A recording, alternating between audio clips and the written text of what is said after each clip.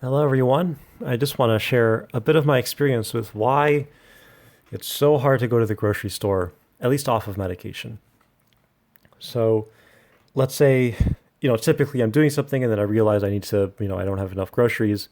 So, immediately what happens is I think of all the steps that are involved in getting ready.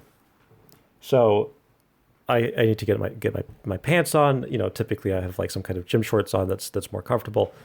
I have to get my pants on. I have a crappy belt that is kind of worn out and it doesn't quite go through the loops really well. I think about the hassle involved in doing that. And then I need to get my jacket on. I need to find my gloves. That always takes a little bit of time. And then I need to go downstairs. Just any amount of energy that's involved, it hits me. Right now it's winter. I think about the discomfort I feel when I step outside and the cold hits me. I think about the discomfort I feel when I open the car door and sit down in the car seat that's just freezing cold. I can feel it through my pants. I typically don't wear very thick pants. It's totally my fault, but it is what it is.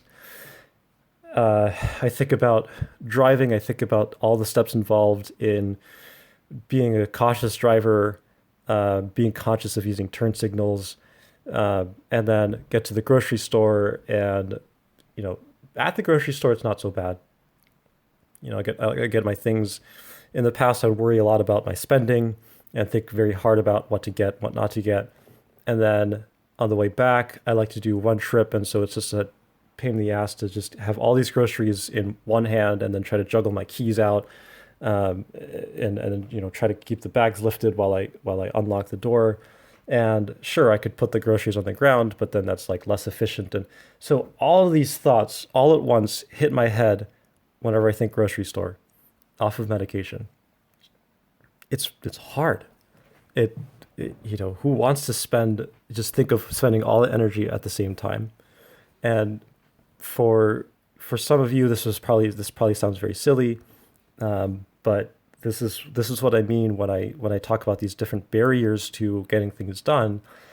I think about all the for some I don't even necessarily think about it consciously, but I just get this feeling like, oh my God, it's going to take so much energy to do this one thing, and I just don't have it in me to do that. On medication, those things don't really cross my mind.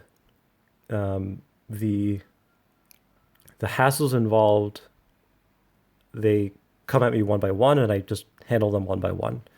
So, the issue with the belt, I had to consciously think about doing that just now. But it's just not a big deal. It's just, I just put the loops through, takes a little bit of time, no big deal. The cold is cold. It's Boston. It's going to be cold.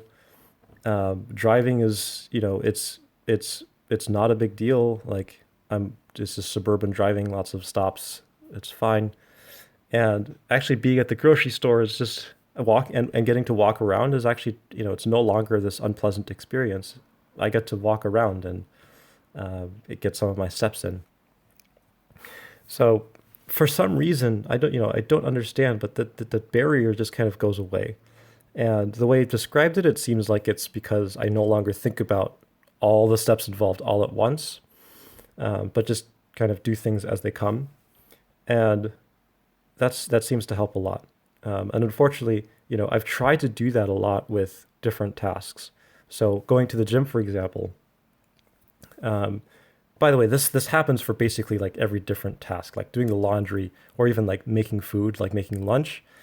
That that barrier kind of it comes up in my head, and it's sometimes very small, sometimes very large.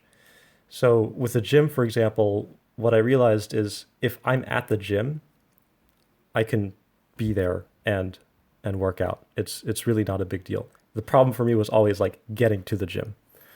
So that's the one thing I'd worked on for the past, 10 years or so, not 10 years, a little less, like over 5 years.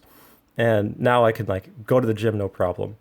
But so that's a good success story. But my point is, I was able to fix that one thing. It didn't fix anything else about, going to the grocery store, going to the post office, shipping something out. Like that stuff, those each have their own barriers that need to be overcome separately over the course of multiple years. And I just don't have the energy for that. So I hope this gives you, I hope you can relate to this. For those of you who don't have ADHD, I hope that this gives you some insight into how one person's ADHD brain works. And thank you for watching.